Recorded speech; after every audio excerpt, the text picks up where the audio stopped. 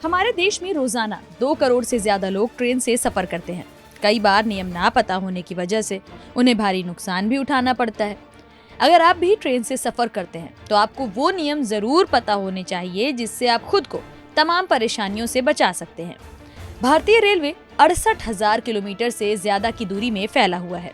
ज्यादातर लोगों की पहली पसंद इंडियन रेलवे ही होती है। इसीलिए आंकड़ों की माने तो रोजाना करीब 2 करोड़ 30 लाख लोग ट्रेन से यात्रा करते हैं।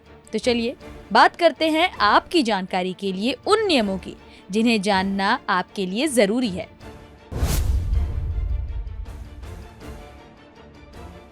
सबसे पहले सवाल का जवाब देते हैं, जो कि है कि क्या वेटिंग लिस्ट टिकट पर यात्रा की जा सकती है।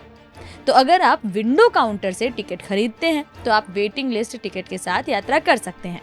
लेकिन ई टिकट यानी अगर आपने अपनी सीट को किसी भी ऑनलाइन माध्यम से बुक किया है तो वेटिंग लिस्ट वाले यात्रियों को ट्रेन में चढ़ने की परमिशन नहीं है।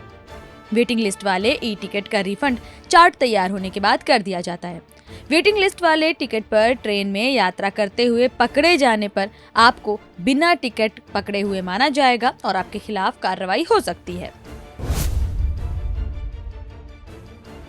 कई बार ऐसा होता है कि जिस रूट पर हमें टिकट चाहिए होता है उस रूट पर हमें अपने स्टेशन तक के लिए टिकट मिलता ही नहीं, बल्कि कुछ स्टेशन पहले तक का ही टिकट कंफर्म होता है। ऐसे में अगर आपको अंतिम गंतव्य के लिए टिकट नहीं मिलता है, यानी आप जहां पर जाना चाहते हैं उस स्टेशन तक के लिए टिकट नहीं मिल रहा है, तो आप उसी ट्रेन में पहले ही उस जगह के लिए टिकट बुक कर सकते हैं। इसके बाद ट्रेन में मौजूद टीटी आपको आगे के स्टेशन के लिए टिकट जारी कर सकता है। बहुत मुमकिन है कि वो टिकट किसी और कोच या सीट के लिए हो। कई बार आपको टिकट बुक करवाते वक्त मिडिल बर्थ सीट मिलती होगी। ऐसे में आप कभी भी जाकर अपने सीट पर नहीं सो सकते या कभी भी सीट को नहीं उठा सकते। रेलवे ने बकायदा मिडिल बर्थ के लिए नियम बनाए हैं। नियम के मुताबिक यात्री दिन के दौरान बर्थ को फोल्ड नहीं कर सकता। यात्री केवल रात 10 बजे से सुबह 6 बजे तक ही मिडिल बर्थ पर सो सकता है, और अगर कोई भी यात्री सीमा से ज्यादा सो जाता है तो निचली बर्थ वाले यात्री को ये हक है कि वो उन्हें ऐसा करने के लिए मना कर सकता है, और अगर वो यात्री ना माने तो इसकी शिकायत कर सकता है।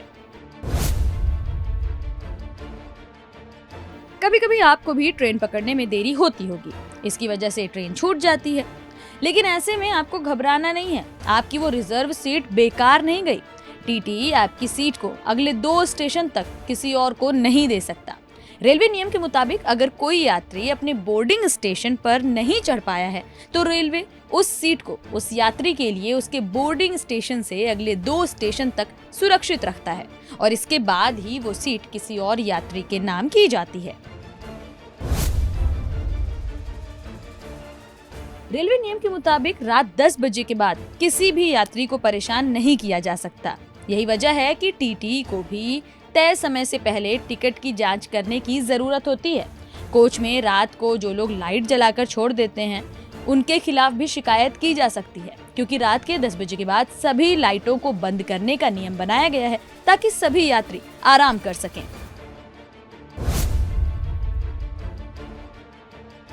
कई लोगों को ऐसा लगता है कि रेलवे में जितनी मर्जी उतना सामान लेकर चले जाओ, कोई कुछ नहीं कहेगा, लेकिन ऐसा नहीं है।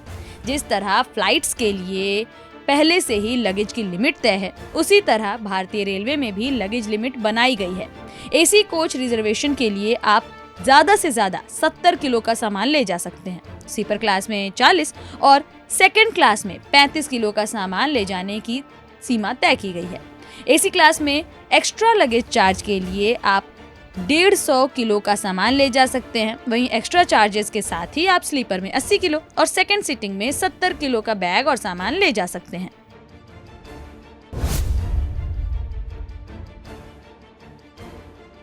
रेलवे के शासी निकाय ने ट्रेनों में स्नैक्स, भोजन और पेय पदार्थों जैसे पैकेज्ड फूड प्रोडक्ट्स के लिए मूल्य तय किया हुआ है। इसके लिए नियम भी बनाए गए हैं ताकि किसी भी पैसेंजर से ज्यादा पैसे ना लिए जाएं। अगर आपके साथ ऐसा होता है कि कोई भी वेंडर आपसे बदसलूकी कर रहा है, आपसे पैक्ड फूड के लिए ज्यादा पैसे चार्ज कर रहा है, तो आप उसके खिलाफ शिकायत कर सकते हैं।